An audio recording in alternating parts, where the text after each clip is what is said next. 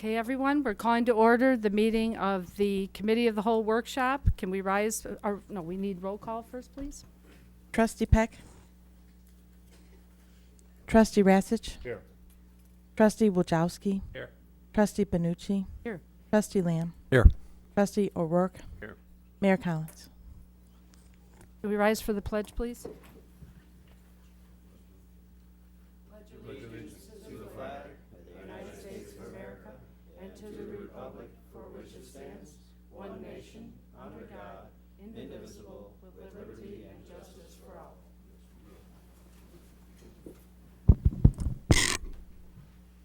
We're seeking a motion to appoint Trustee Benucci as this evening's chair.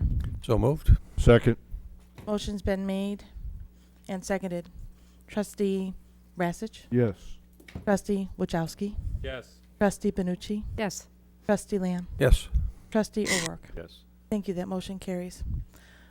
We're seeking a motion to approve the minutes of the Committee of the Whole Workshop held on June 8th. So moved. Second. Motion's been made and seconded. All in favor? Aye. Aye. All opposed? Thank you. That motion carries. Presidential comments? On this evening? Trustees' comments? If there are no trustee comments, this will be the time for public comments, not to exceed 3 to 5 minutes. If there are no public comments, then we'll proceed with the workshop meeting. First item on the agenda is the Big Serve update. Thank you very much. I'm going to actually ask Scott Patton from Community Christian Church, one of our partner churches in the Big Surf, to come on up and tell us a little bit about it. And he has a video to share with us. And he also has a group of his entire team, which I will let him tell you all about them. Great. Thank you very much. My name is Scott Patton. I'm a volunteer leader at Community Christian Church. And I have with me tonight our core team who helps organize Big Serve on an annual basis. And really, we worked together this year with the Plainfield United Methodist Church and Hope Methodist Church in Plainfield to come together and pull off the Big Serve on May 2nd and 3rd. And really, we wanted to come tonight to give you an update on how the project went, as well as primarily to give you thanks for all of your assistance and support in the process. So on May 2nd and 3rd, we had over 900 volunteers who came out from the community to partner with us and work on 23 different projects. The projects impacted people from all over the community, from a wide variety of different activities, as you'll see in just a few minutes here. A couple of the projects, one was through a partnership with the Forgotten Initiative and CASA of Will County. And together we had about 200 volunteers come together, and they packed 150, they're called journey bags. And these bags are given to children when they're taken out of their homes in difficult situations.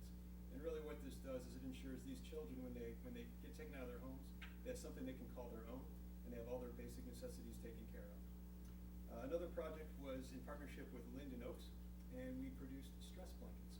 So patients, when they're in treatment and in therapy groups, they found these special blankets are very comforting to the patients. They allow them to tie them and untie them and kind of work through this to kind of get some of their anxiety, energy taken care of. So we made several hundred blankets for them.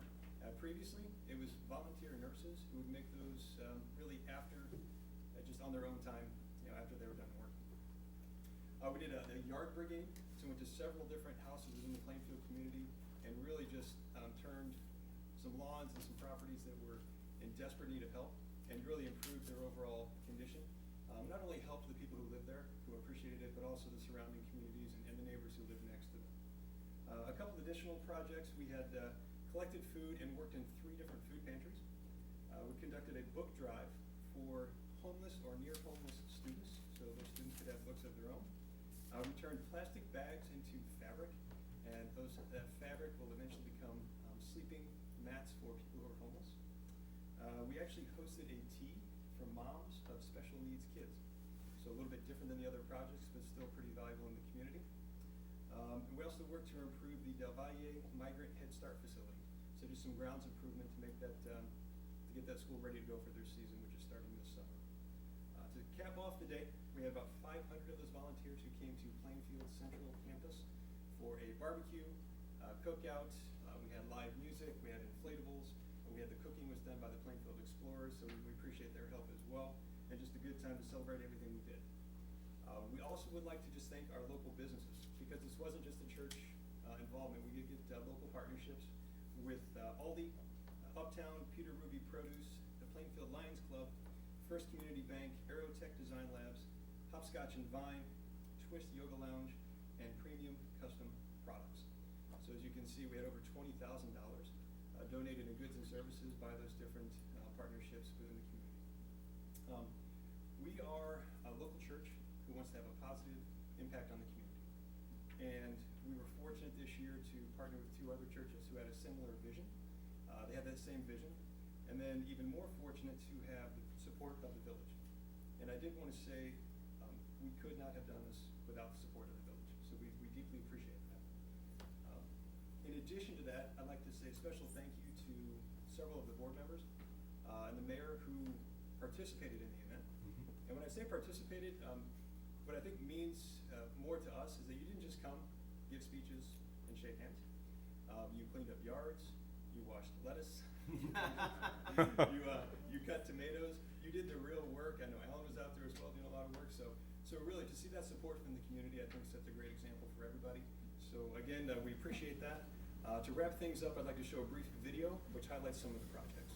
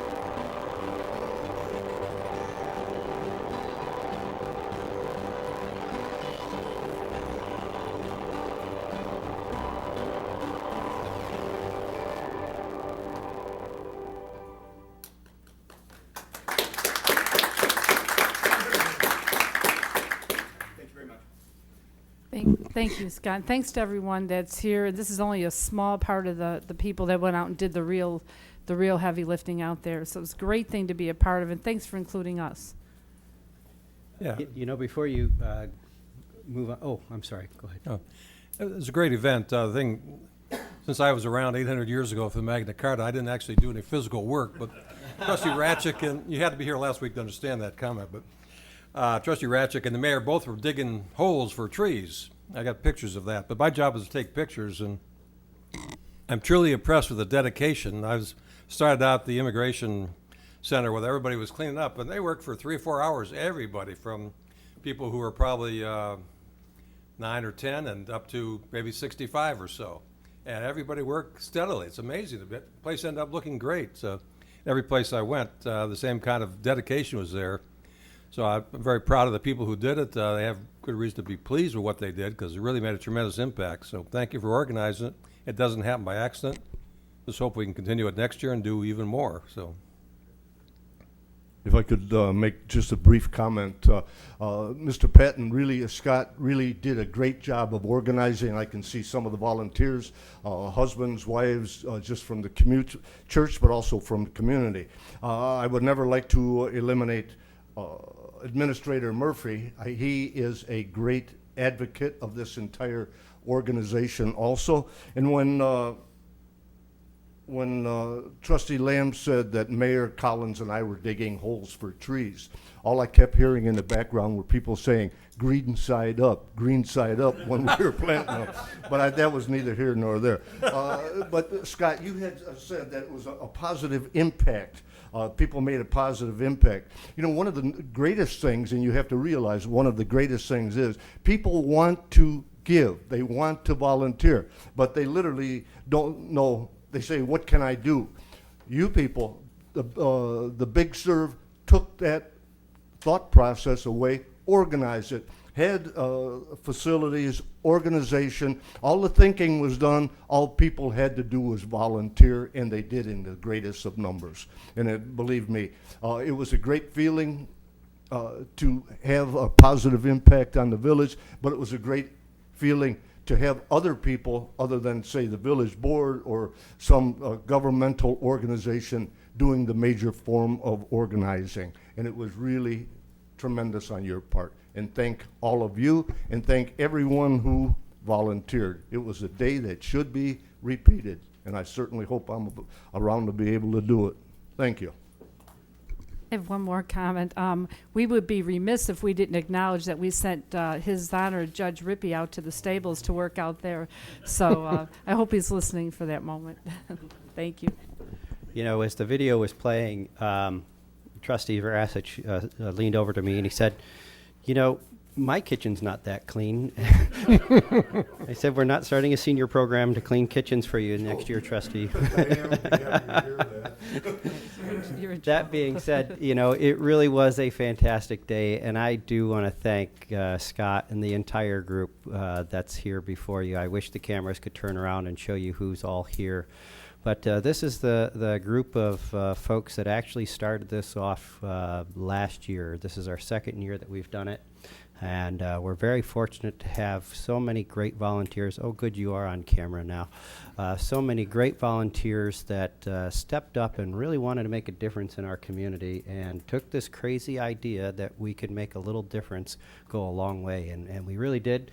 And thank you. I'm so happy to hear as well that there's great support in going forward next year. I hope that you guys are up for it as well. And we're really looking forward to it. So thank you guys for coming out tonight. And Scott, thanks for giving a great update. We'll see you next year.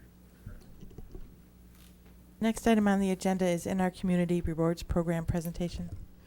I'd like to invite Julie up. Are you speaking on this topic for us this evening, or? I'm not, I'm just here in support. Oh, Julie's here in support. We'll turn it over here to All John. John is with a company called In Our Community, and he can do a heck of a lot better job explaining the company. But basically, it's a rewards program that we are looking to team up with the library and other community organizations, and most importantly, actually, the Chamber of Commerce, to try to provide a venue to create a rewards program for our small businesses in the community. John has had some great experiences in putting together programs and then kickstarted this new program called In Our Community with one of our neighboring towns. So with that, I will turn it over to John. Very good. Can you hear me okay?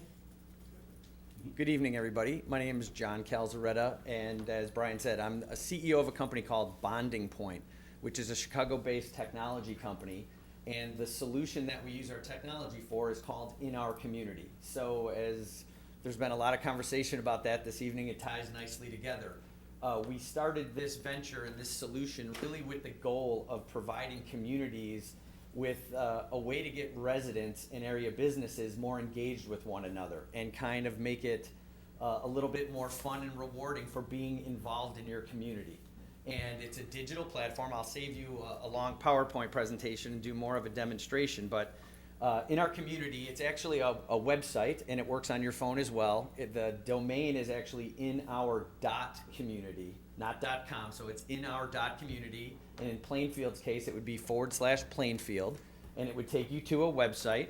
It's completely free, not only to the municipality, but to the end users. It takes about a minute to sign up. Very basic information, first name, last name, email. And once you're a member at no cost, it affords you ways to see what's going on in the community. So in an expedited sense, I'll try and cover a quick demonstration, but think of it in two ways. There's ways to earn points, there's ways to redeem those points for rewards, and there's ways to incorporate area businesses. That's really the overarching goal.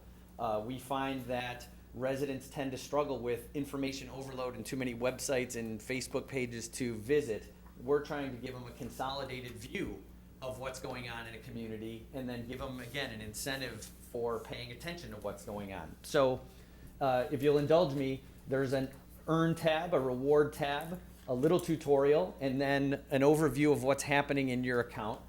Each one of the things going on in the community are organized in these campaigns or categories. So it can range anything from parent or programs and events to a spotlight on a business or a group of businesses in the community, to things like parent organizations, our grade schools, our high schools, all the nonprofits. So without saying the same thing in too much detail, think of any facet of the community, any organization. This is a free opportunity for us to help promote your events, your undertakings, to get the community to have a centralized point to go into it. And once they go in, if they say, hey, I'm interested in programs and events, and they click on it, then a menu comes up with different things that are happening. Our company aggregates all the things that we find happening in a community. We also partner, as Brian said, with the library and the park district and the police and fire, anything in the community to try and get the content on the site. And then people can say, as an example, I want to help promote the 70s theme night that's taking place this week. And if I want to learn more about that, I can get information, I can click to find out specifics, registration, whatnot. And after I've been engaged, if I click I'll read this, it's as simple as that to earn 25 points. So even if you're not technologically savvy or very social media oriented, there's still ways to be more engaged and earn points for doing that. In this case, if you also wanted to tell your friends or neighbors about it, you can click on I'll share this link, which then would pull up Facebook, right? And you can click a post, I'm going, and by hitting share, it will award me 100 points. So very simple ways to read and be engaged and earn points for doing that. Again, for as simple as reading and then any kind of social media interaction. The kind of nice so what about it is then, after I've earned points, I have 5,250 in my account, there's ways to redeem those points, whether it be via an auction, a sweepstakes, or an instant gratification, kind of a redeem it now. So to give you an idea, these are all things that in our community posts on the site to begin with. So again, no added cost to the municipality or the entities, but on a monthly basis, there's $1,000 worth of different rewards on the site that people can redeem their points for. In this case, you can see there's a monthly $250 travel voucher on Southwest Airlines, or different things. As we get more into the Plainfield community, you'll start to notice more and more prizes from places like Tap House Grill and other things in the community. So at first, as we start out, it's kind of generic rewards. Over time, we incorporate very specific community-driven rewards to promote community businesses. So again, in summary, it's an engagement platform that's really simple to use, really easy to earn points, kind of neat things to redeem for. And then lastly, the other facet of it is to promote local businesses. So for $120 a year, we will host and promote a local business's offerings. Again, $120 a year, as compared to newspapers and magazines and direct mail coupon packs. It's incredibly more affordable, and it's a digital facet. So everything that happens through our website we can track. So if a local advertiser for $10 a month gets involved, we'll be able to tell them how many people clicked on their offer, how many people viewed their coupon, how many people actually shared it on Facebook. So we haven't built it out completely, but in this special offers and discount tab, for example, you know, you may have an offers from Chili's in Plainfield. That's at Kensington Center. And if I'm interested in that, I can again start earning. I can find out about the promotion. There's a coupon that if I click on it, takes me to the actual coupon that I can print and utilize. And if I want to share this with a friend that might be interested in going to dinner with me, I can do the same thing and earn points. So it helps a small business to advertise at a very affordable monthly rate with all the attributes of a digital platform and all the metrics behind it, and incorporating social media. So that's it in somewhat of a nutshell. We believe it's good for every community. Plainfield would be our 5th community that we're rolling out in the area. Orland Park, New Lenox, others. I'm from Orland Park, so you know, I stuck to home first. But we intend to have 10 of these sites up by the 4th of July. So we have a very busy week ahead of us, and our users in the other communities are very happy and very engaged. So we look forward to working with the community in Plainfield and partnering to make this a winner here as well. That's it. So if the board is comfortable with going forward with this proposal, the chamber is on board, and like I said, some of the other community agencies are also, as you saw, the Park District and the library are already providing content. The idea, though, is that we would have an agreement between the village board, between the village and in your community, and that would come forward to the village board at the next regularly scheduled board meeting. Actually, it's quite nice. There's nothing really expected of us to be able to provide content. It just provides John with the opportunity to be able to swipe within the community and gather our data, you know, as far as our event data, not water billing data, not customer data, not right. personal data, or anything else like that. And Julie is ready to. This is where I'll jump in and give the plug.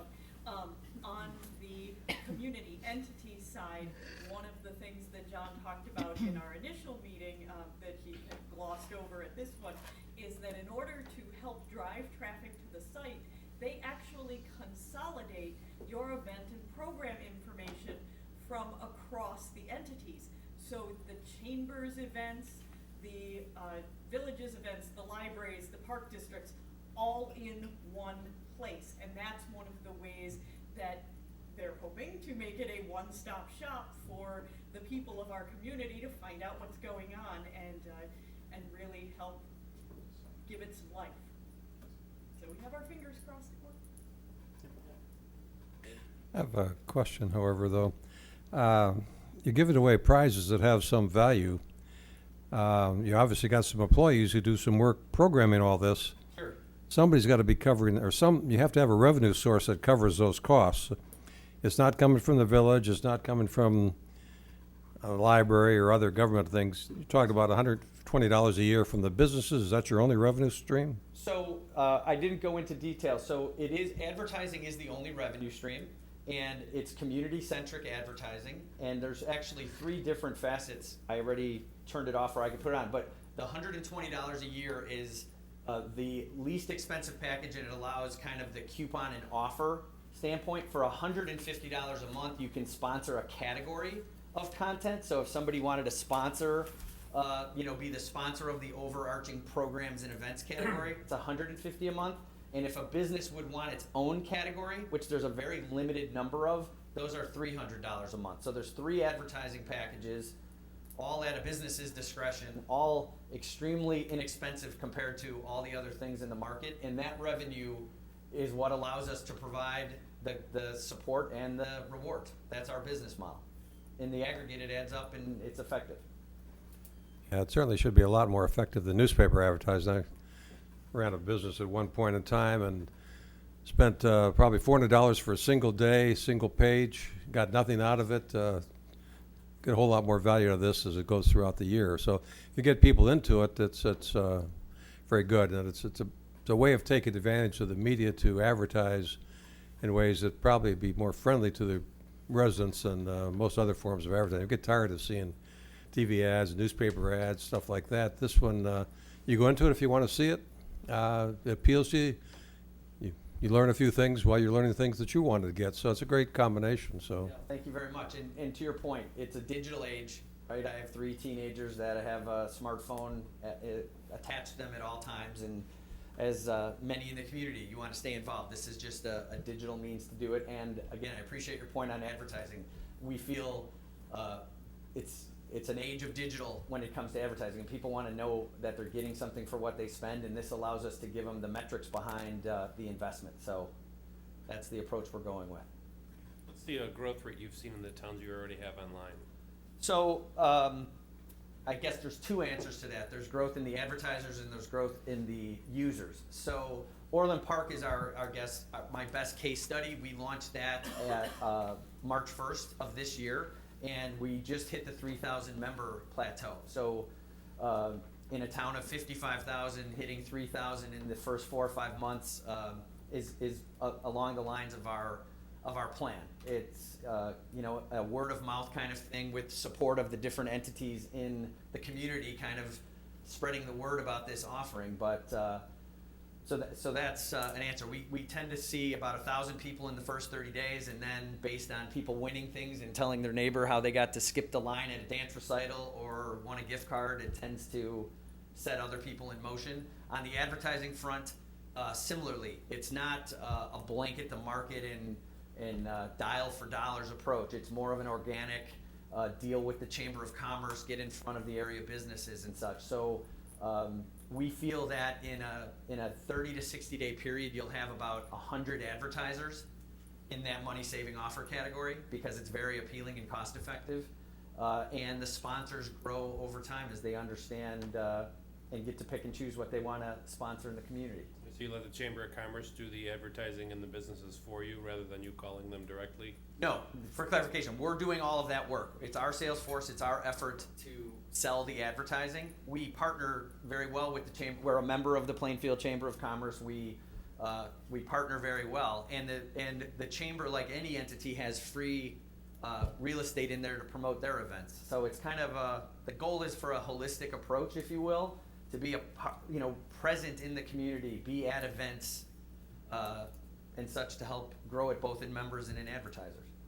That being said as well, assuming that the board is fine with the agreement and approves it at the first meeting in July, the plan is to have, the Chamber is planning on having John speak at their July luncheon to be able to introduce the program and be able to get more businesses tied in. We think it'd be a great way for the local business community to promote themselves.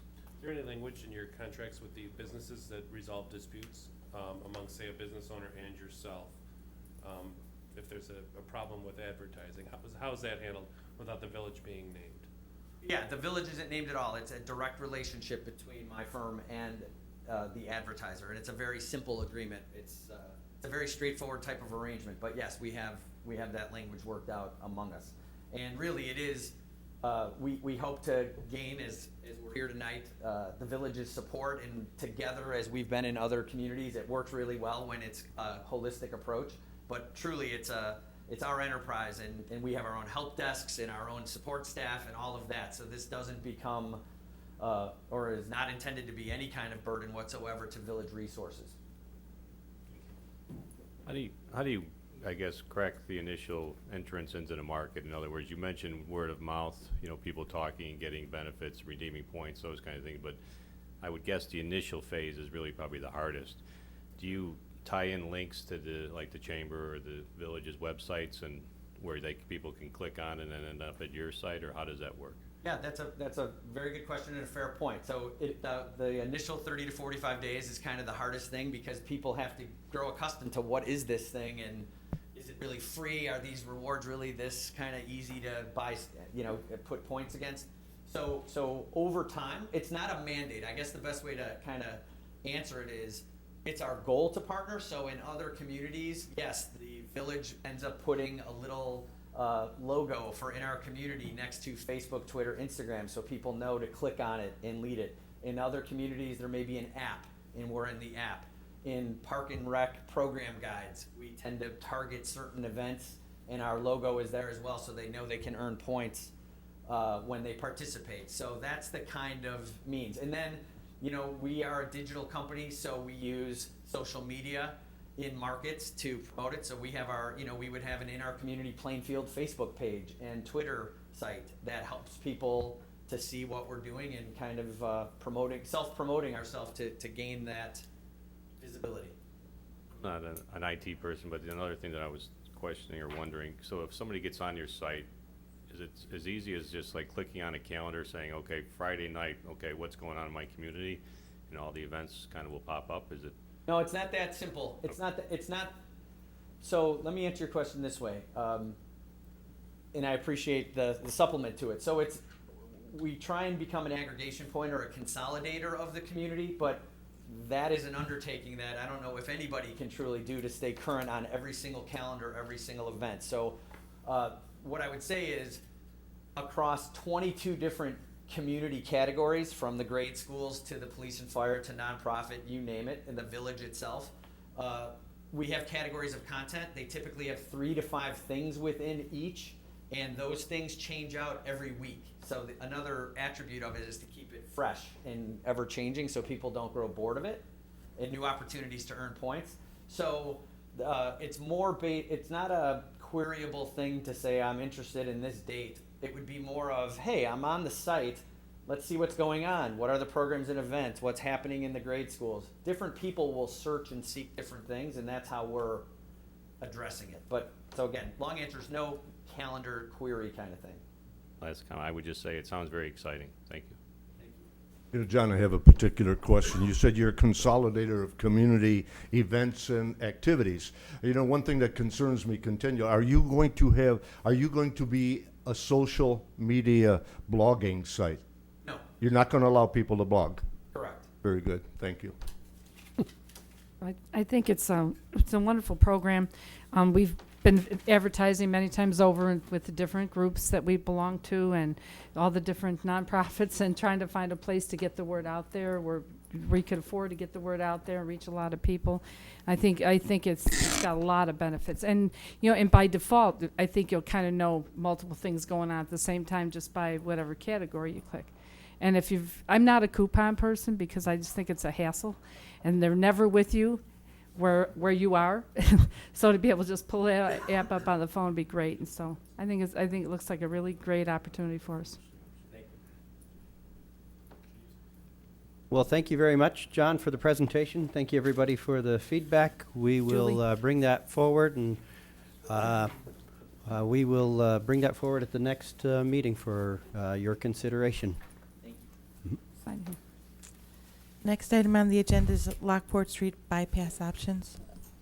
Gonna turn it over to Alan. We are going to turn it to Alan, but why don't we have Scott start doing the talking while Alan is doing the technical stuff. Thank you, trustees. Tonight we have Darcy Grabisco from Strand Engineering to give a presentation on the Lockport Street bypass feasibility study.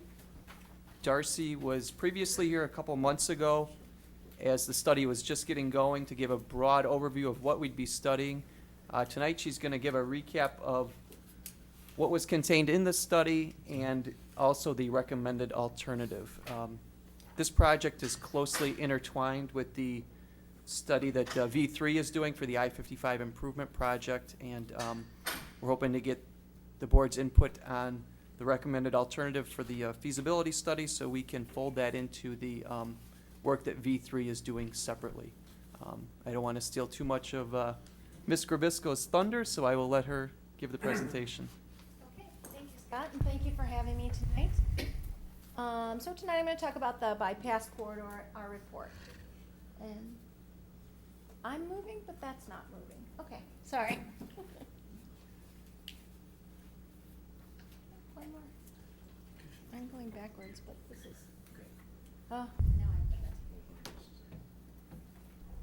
it. Okay, so this is the Lockport Street bypass study limits. So I thought I would do a little bit of review for the benefit of a couple of new trustees we have here this evening. So we looked at the Lockport Street bypass, and these are the study limits. So on the east end is the Interstate I-55 corridor. On the west end is essentially the Vulcan Materials property.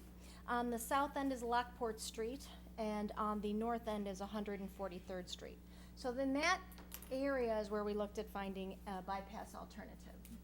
So the property owners in that area include the Deer Creek Rec Club, the Pure Rod and Gun Club. Commonwealth Edison was also significant property impacts. Vulcan Materials, the Plainfield Township Park District, where they have their Avery Preserve and the Four Seasons Park. And also south of Lockport Street was a concern, and that is the Lake Renwick Will County Forest Preserve property. And we were doing everything to avoid that property since it's such beautiful environmental parcel. So IDOT, as Scott mentioned, is doing a study to include a new interchange along 55. Two of those potential interchanges are actually at Route 126, and the other is actually at Lockport Street. So in IDOT studies, they provided and created and developed some traffic modeling. So they've provided us these projections. So the top number of these are basically the existing traffic volumes for 2012. And then the bottom number is kind of a range, depending on which alternative you choose, of the traffic projected for 2040 with the construction of a new interchange, whether it's at 126 or Lockport Street. So as you can see, our concerns for the village are on Lockport Street. We have 7,000 now. Well, with this new interchange, those numbers escalate into the 11 to 14,000. And before, with the bypass, now they've modeled the bypass. So with the installation of the bypass, these numbers are in the 24 to 32,000 range with this interchange installed. So the Lockport Street bypass numbers actually are ranging from 29 to $34,000, 34,000 vehicles. That justifies 4 lanes, which would be 2 lanes in each direction. And then the intent would be that that connects at Route 126 to your 143rd Street extension that is currently ongoing in the village. So here's an overview of some of the alternative alignments that were considered. So we had an alternative 1A, and essentially this corridor matches up and follows the Vulcan Materials property. Most of the alternatives we considered follow that alignment. And then the rest on the south on alternative 1A actually follows the rest of the Vulcan. It's their Hall roadway. Alternative 1B follows similar alignment on the north end. It moves the road a little bit to the right, west of Lily Cache Creek, but off of the Vulcan property. Alternative 2 actually moves the road a little bit east, even crossing over Lily Cache, east of Lily Cache, so that would make it on the west edge of the Park District property. Alternative number 3 cuts through the Park District property on this south end, and the reason we did that was that's an alternative that we wanted to present to the Park District in case they were looking for assistance with roadway access getting up into their park. Alternative number 4 utilized the 143rd Street existing corridor, and then it cuts down straight south. As these alternatives start moving further east towards the interchange, it becomes a little more complicated to construct those alternatives also. This alternative here 4 also provides some access to the undeveloped property there. So the potential for access there. And then alternative 5 is a little bit of a modification of that cuts through, doesn't come all the way through the gun club area, recreational areas, and cut to the park. So through our discussions with the Park District and ComEd and the residents in the area, we met with the gun club owners and all their feedback. Alternatives 1B, alternative 3, and alternative 5 were essentially eliminated. No one was interested in them. So we settled with looking in more detail into the other alternatives remaining. So alternative 1, couple of things that we had to note in the alternative consideration is the compensation for the quarry. So on these road, when we're using the quarry road, we would have to do some widening and take some of the quarry property. So through our discussions with the quarry, they would be interested in compensation for the mining materials lost. So what we did was included some estimates and some consideration for those costs in our cost estimates for the alternatives. Also, in this area, we included a retaining wall that would avoid the impacts to wetlands, and it also avoids impacts to that Lily Cache Creek. So that's alternative 1A. Alternative 2, that is still remaining. Again, similar alignment up top. And on the bottom, we crossed over. This has two structures crossing Lily Cache to make it accessible to the parklands. But it does have, it's basically on the west property line of the park. It does have some park impacts. And then alternative 4, that's the one that runs up on 143rd Street. It would require some realignment of 143rd Street in the intersection of Route 126. It also has the two bridges, and it cuts through, providing access, potential access to that developable property. So those three alternatives we further investigated from a cost perspective and an impacts perspective. And ComEd had some feedback into the alternative selection also because of their property. So we have a proposed cross-section. We talked about the 4 lanes. This is the ultimate looking north. And I just want to point out, we talked about eastbound lanes and westbound lanes. Because this corridor connects to an east-west, generally longer corridors are east-west, 143rd Street and Lockport Street. We kind of said these would be eastbound and westbound, but in this section, it runs north and south. So what we looked at was constructing 2 13-foot lanes. So this may be, from a staging perspective, we could construct 2 lanes initially. Now this is if the village was intending to fund this and construct this. I think that if IDOT actually takes this project and incorporates into their interchange project, typically they would build out the ultimate 2040 in one fell swoop. Through our discussions, we initially had constructing these first because it would not encumber the Vulcan Materials property so soon. But ComEd has told us that they would prefer that we build the west lanes first. And that's why those are 13-foot lanes, so you'd have 1 lane in each direction for the interim build-out, the 2-lane build-out. Here you can see the roadway cross-section relative to the ComEd corridor. So we would build these 2 first, the 2 west lanes first, and then when we went to move and build the full build-out, ultimate build-out, then we would have to encumber on the ComEd property. And we would need about a little over 40 feet of the ComEd property. And we'd still have some spacing. They're desirable as for us to just 13, 14 feet away from their towers. So that's what the layout currently shows. And they've also asked that perhaps a multi-use path go between the towers as opposed to on one side or the other. So we looked at some costs. So in alternative 1A, again, the costs in alternative 1A also include the materials. So we made some ranges because the material prices will vary depending on when we actually do the purchase of the Vulcan Materials property. And ultimately, you would need an appraiser and do a proper real estate negotiation. But as a 4-lane constructed, that 1A alternative ranges from the $15.1 to $16 million. In alternative 2, that's the one that comes across the east side of Lily Cache. That's 15.4 to 15.8 million approximately. And in alternative 4, which is the one that cuts all the way across and down, that's approximately $16 million. If you construct it as a 2-lane, you can see there are some reduced costs, but essentially you're just reducing the pavement construction. You have to still buy the right-of-way, and there's still quite a bit that has to be constructed, even if you're not doing all 4 lanes at once. Then we looked at the impacts, environmental impacts, right-of-way impacts. So on alternative 1, you can see overall right-of-way acquisition, those are pretty similar, 18.8, 19.8 acres. So pretty similar in the total right-of-way impacts. In the wetlands, you can see in alternative 1, we really don't have any wetlands impacts. Very, very minimal. Alternative 2, we have about 1.84 acres of wetlands. In the environmental arena, with highway studies, your 1 acre is kind of your threshold where things start getting a little more of an issue with the environmental agencies. And then in alternative 4, we're at about 2.9 acres.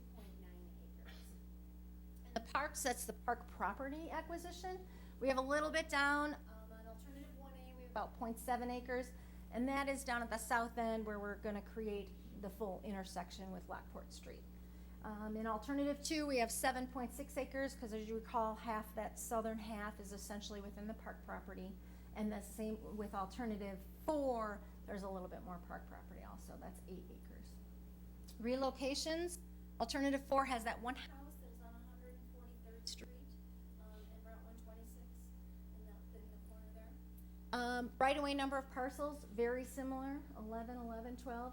The ComEd towers, alternative 4 also would require a relocation of one of the ComEd towers.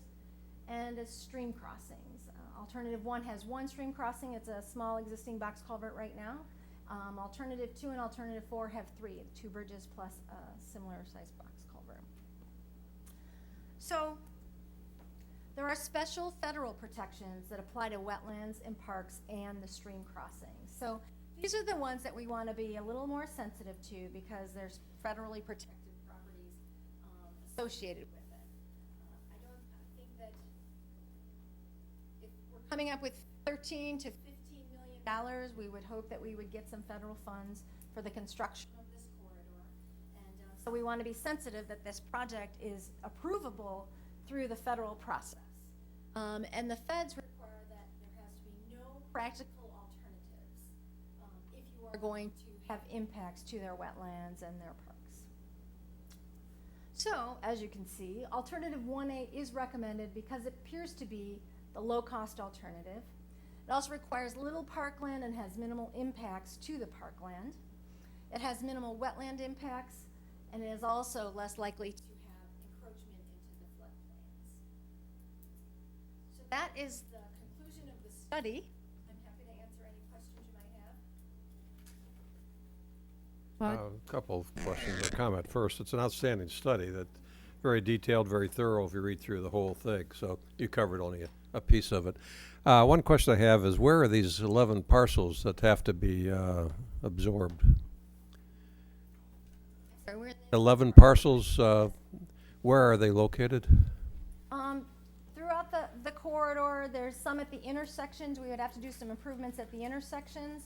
The Vulcan property, some of those properties are actually broken up, not necessarily one individual parcel. And the ComEd facilities and the Park District, there's maybe some gun club there's some gun club at the corner there, at the north end at 126. Not residential then, it's No, basically. one of the alternatives had that corner. We didn't do a final design yet, so no, definitely not residential, except perhaps that corner property at 143rd Street and 126, because we Yeah. haven't final designed it. That's a potential, but it wouldn't be to take the whole property, it would be just some right of way from that property. Well, you may not be aware of it. Last week, we had that particular piece of property in front of us. Somebody wants to put a fencing company there, and we basically did not support that. Well, you're taking part of the back part of the house is talking about demolishing anyway. It's not worth saving. The back part of the property is where you put a road to access 143rd Street as it is now. That's where you take some of that. But we were talking about leaving that as a kind of a green space, so that should not be an issue as long as some business doesn't move in and say, oh, we want big compensation for you taking our valuable property. Let's hope that doesn't happen, but I'm glad you settled down on 1A. That seems to be by far the best. I also appreciate your looking at the other alternatives because it makes you a lot more certain that 1A is the right way to go. So thank you for the excellent work. This document's one of the best explanation of the different choices here. As I read through it, and I did read it, in the evaluation section on page 4, I think one of the keys to note about this solution for 1A is the whole goal of this is to move this traffic off of Lockport Street, especially truck traffic, to bypass and keep going. A couple of the others, it's noted that they would almost encourage the traffic back onto Lockport Street, would defeat the purpose of what we're trying to do. So I think 1A, looking through all the different features of comparison here, does seem to be the best solution. So I'm very happy with what I'm seeing because I think this is an excellent report. So thank you very much. To your point there, Trustee Benucci, it's rather interesting. The study of this bypass study actually helps to encourage points that are needed to have the interchange improvements made at I-55. By having this bypass in place, it actually scores this project a lot better going forward. And so we're really looking forward to having these results so that we're able to tie these in together now with the much larger study. It was a surprising benefit and for us as we were taking a look at this. So. There was a comment, I guess, that regarding, I think it was 1A, it made mention of the fact that because of the blasting at the Vulcan Materials facility, that the road might have to be closed occasionally? Comments in there, but I think maybe Commander Novak would comment on the blasting. I know it occurs in Naperville, but it's just for a period of an hour or less than that. They notify when you're going to blast. They blast. The blast itself is short duration, in which case you'd open up again, I think.